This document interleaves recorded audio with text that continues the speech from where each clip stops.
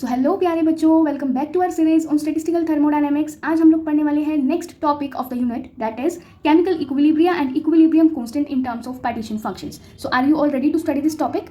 Yes? Okay. So let me tell you everyone that we people are just about to end this unit. Okay? So stay energetic, stay tuned, stay focused. Okay? As this is the most important question asked in the exam usually. Alright? So don't forget to prepare this topic.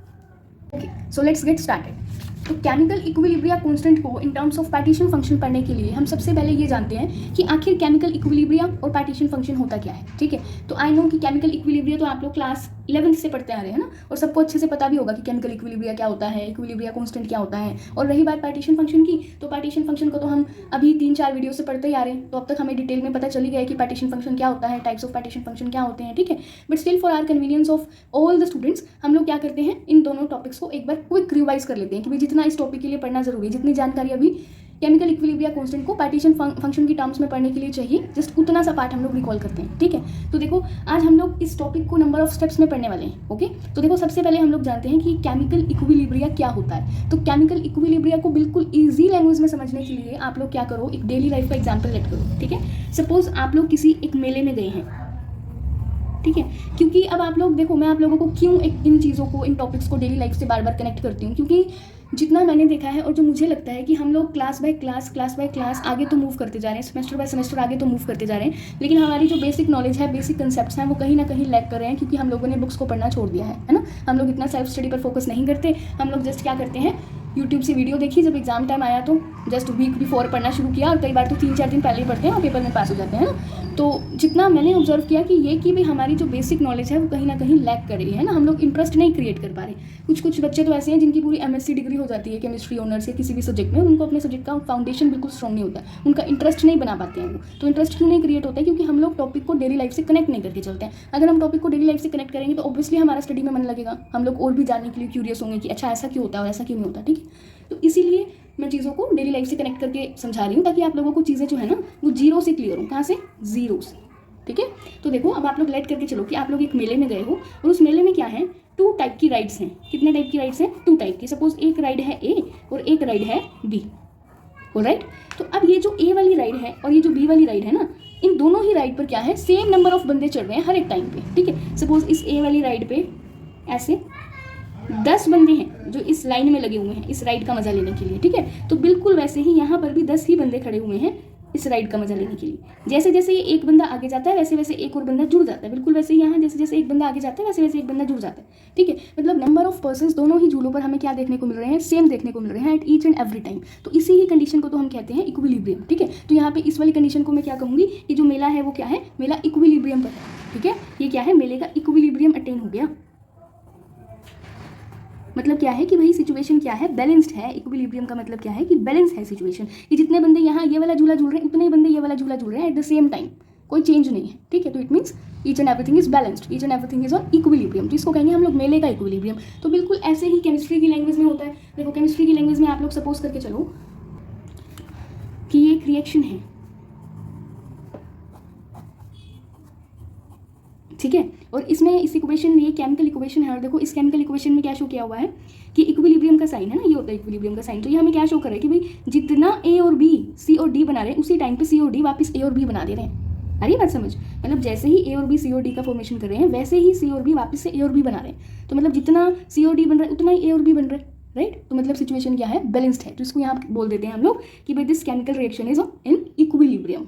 ठीक है, उतना ही product बन रहा है at the same time, हमें कुछ फर्क देखने को ही नहीं मिल रहा है, हमें पता ही नहीं चल रहा है कि कब क्या हो रहा है। ठीक है, ठीक है, तो अब आगे हम लोग समझते हैं इंपॉर्टेंस ऑफ पार्टीशन फंक्शन, कि भाई what is the link of partition function with equilibrium constant. हमने क्यों पढ़ना है इक्विलिब्रिया कांस्टेंट को इन टर्म्स ऑफ पार्टीशन फंक्शन, ये जानने के लिए हम लोग सबसे पहले जानते हैं कि भाई पार्टीशन फंक्शन का यहाँ क्या रोल आ गया केमिकल इक्विलिब्रिया में। ठीक है, तो देखो पार्टीशन फंक्शन क्या है। देखो अभी हम लोग ये जो राइट्स वाली सिचुएशन की बात कर रहे थे ना, वापस इसी एग्जाम्पल पे आ जाओ।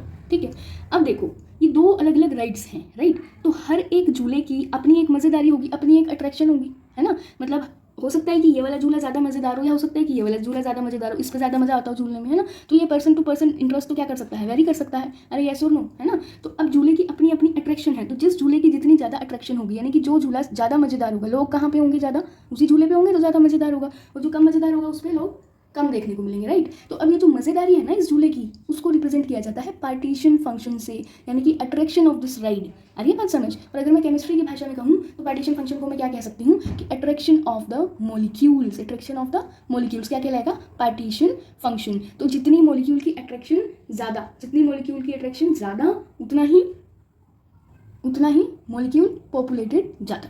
आ गई बात समझ। जैसे देखो, अगर रिएक्टेंट की मज़ेदारी ज़्यादा होगी प्रोडक्ट से तो क्या होगा, क्या रिएक्शन प्रोसीड होगी, क्या रिएक्टेंट प्रोडक्ट में कन्वर्ट होगा, बिल्कुल नहीं होगा, रिएक्शन वही रिएक्टेंट पर ही रुक जाएगी, ठीक है। लेकिन अगर क्या है, प्रोडक्ट ज़्यादा अट्रैक्टिव है एज कम्पेयर टू रिएक्टेंट, तो रिएक्शन कहाँ प्रोसीड करेगी, प्रोडक्ट की तरफ प्रोसीड करेगी, वो रिएक्टेंट पर नहीं रुकेगी। क्लियर, ठीक है।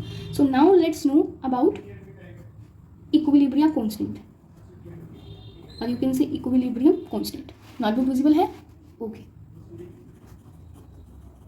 तो देखो, इक्विलिब्रियम कांस्टेंट को ना हम लोग केमिस्ट्री में के से रिप्रेजेंट करते हैं, ठीक है। अगर हम लोग डेली लाइफ एग्जांपल पर आते हैं तो यहाँ समझो फिर ये हमें इक्विलिब्रियम कांस्टेंट क्या बताता है, ये हमें इक्विलिब्रियम कांस्टेंट ये बताता है कि भाई अब जैसे कि मैंने आपको कहा कि हो सकता है कोई झूला बहुत इंटरेस्टिंग हो, बहुत मज़ेदार हो सकता है कि कोई झूला बहुत बोरिंग हो, इन दोनों में से, राइट। तो अब इस झूले की मज़ेदारी की वजह से जितने लोग इन्फ्लुएंस हो रहे हैं, है ना, जैसे कि सपोज मैंने कहा कि ये जो बी वाला झूला है ना, ये ज़्यादा मज़ेदार है, ज़्यादा इंटरेस्टिंग है देन ए, राइट। तो अब इस बी वाले झूले की इंटरेस्टिंग होने की वजह से, मज़ेदार होने की वजह से कितने नंबर ऑफ लोग इस झूले को झूलने आ रहे हैं, ये हमें कौन बताता है, पार्टीशन फंक्शन बताता है, सॉरी ये हमें इक्विलिब्रियम कांस्टेंट बताता है, के बताता है। आ रही है समझ, क्या कहा मैंने कि it tells about number of persons influenced due to attraction of ride, है ना। So it tells about number of persons influenced due to attraction of ride. तो ये हमें कौन बताता है, इक्विलिब्रियम कांस्टेंट, ओके।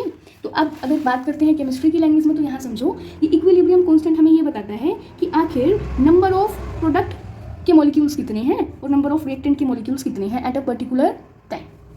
बिकॉज देखो, जब भी इक्विलिब्रिया की कंडीशन अचीव होती है तो हम लोग पता नहीं लगा सकते कि भाई कितने रिएक्टेंट मॉलिक्यूल्स हैं और कितने प्रोडक्ट, हम लोग इतने चेंज को ऑब्जर्व नहीं कर पाते, ठीक है, क्योंकि एकदम से रिएक्टेंट प्रोडक्ट में बन जाता है और एकदम से प्रोडक्ट रिएक्टेंट में, तो हमारे लिए जान पाना मुश्किल है। लेकिन ये हमारे लिए काम इजी कौन बनाता है, इक्विलिब्रियम कांस्टेंट। हमें बता देता है कि भाई एट अ पर्टिकुलर टाइम कितने तो नंबर ऑफ प्रोडक्ट मॉलिक्यूल्स हैं और कितने नंबर ऑफ रिएक्टेंट मॉलिक्यूल्स हैं, okay, based on their attractions, alright. So अब हम लोग बात करते हैं इक्विलिब्रियम कांस्टेंट के फॉर्मूला की। तो यहाँ देखो, let this is a chemical reaction where A and B are reactant and C and D are products, ठीक है। This one is equilibrium constant. तो अगर हम लोग जनरल फॉर्मूला की बात करते हैं तो वो तो ये होता है कि कंसंट्रेशन ऑफ प्रोडक्ट अपॉन में कंसंट्रेशन ऑफ रिएक्टेंट, राइट। लेकिन अभी हमने डिस्कस किया ना कि यहाँ आ जाओ एक बार इस वाले एग्जाम्पल पे, अभी हमने डिस्कस किया कि भाई इनकी मज़ेदारी की वजह से जितने नंबर ऑफ पर्सन आ रहे हैं उनकी इन्फॉर्मेशन हमें देता है ये के, राइट। तो वो मज़ेदारी ऑफ झूला यानी कि interestingness of the ride is equal to partition function of that ride, है ना। तो फिर इसीलिए हम लोगों ने यहाँ पे कंसंट्रेशन को ना लिखते हुए इस फॉर्मूला को कैसे एक्सप्रेस कर दिया, हमने एक्सप्रेस कर दिया कि partition function of C dot partition function of D upon partition function of A dot partition function of B, ठीक है। यानी कि number of molecules influence due to partition function, है ना, उसको हम लोग रिप्रेजेंट कर रहे हैं किससे, इस केस से, राइट। अब आप लोग सोच रहे होंगे कि ये ई की पावर माइनस में ई आई अपॉन के टी ये क्या है ना। ये एक्चुअली में इसको यहाँ कर लो आप लोग डेल, ओके, डेल ई आई अपॉन के टी, और यू कैन से कि डेल ई नॉट अपॉन के टी। तो ये क्या है, देखो इस पूरे फैक्टर को हम लोग बोलते हैं एक्सपोनेंशियल फैक्टर। क्या कहते हैं हम लोग इसको, एक्सपोनेंशियल फैक्टर, जो हमें किसके बारे में बताता है, which tells about the energy changes. किसके बारे में बताता है हमें, एनर्जी चेंजेस, और यू कैन से कि it tells about energy difference. तो देखो, अब आप लोग सोच रहे होंगे कि इसलिए हमने कोई बात तो की नहीं है डेली लाइफ के एग्जाम्पल में, हमने इसको कहीं किसी भी चीज़ से रिलेट किया नहीं, कोई भी बात की नहीं है, तो ये कहाँ से आ गया। तो देखो, अब मेरे को एक बात बताओ, आ जाओ फिर वापस से इसी वाले एग्जाम्पल पे आ जाओ, इसको यहाँ हम रिलेट करते हैं। देखो, अब ये तो बात ठीक है कि जो सा झूला जितना मज़ेदार होगा वहाँ पे उतने ज़्यादा लोग जाएंगे, है ना। तो एज यू नो कि money is very crucial to live on this planet, right. तो अब फिर मनी भी तो मैटर करता ही है। अब सपोज कि अब कोई राइड ऐसी है इन दोनों में से जिसका प्राइस क्या है, कम है, ठीक है। सपोज ए का प्राइस क्या है, कम है बी से, तो लोग किधर जाएंगे, फिर लोग ए की तरफ जाएंगे, है ना, बिकॉज प्राइस तो सबसे पहले आता है, वो मज़ेदारी से भी सबसे पहले आता है ना। तो प्राइस तो मैटर करता ही है, प्राइस का तो इफेक्ट है ही। तो बिल्कुल वही प्राइस का इफेक्ट कौन शो करता है, ये एक्सपोनेंशियल फैक्टर शो करता है। अब हम लोग इस केमिस्ट्री की भाषा में इसे कैसे समझते हैं, देखो हम लोग केमिस्ट्री की भाषा में इसको कंसीडर करते हैं एनर्जी डिफरेंस के इक्वल। किसके इक्वल, एनर्जी डिफरेंस के इक्वल, ठीक है। अब यहाँ देखो, अभी हम लोग यहाँ रिएक्टेंट और प्रोडक्ट की बात कर रहे हैं ना, तो ये एनर्जी चेंजेस रिएक्टेंट और प्रोडक्ट की टर्म्स में बात की जा रही है यहाँ पर। देखो सपोज मैंने कहा कि यहाँ पर प्रोडक्ट का एनर्जी क्या है, ज़्यादा है एज़ कम्पेयर टू रिएक्टेंट। तो अगर प्रोडक्ट की एनर्जी ज़्यादा है तो फिर जो हमारी रिएक्शन है वो रिएक्टेंट पर ही स्टॉप हो जाएगी, प्रोडक्ट फॉर्म ही नहीं होगा, because each and every one wants to become stable, और हाई एनर्जी वाला मॉलिक्यूल तो कभी स्टेबल हो ही नहीं सकता है, ठीक है। तो वो क्यों फॉर्म करेगा प्रोडक्ट को, रिएक्शन तो रिएक्टेंट पर ही रुक जाएगी, ठीक है। तो अगर प्रोडक्ट की एनर्जी क्या है, ज़्यादा है, तो ये जो ई एक्सपोनेंशियल फैक्टर है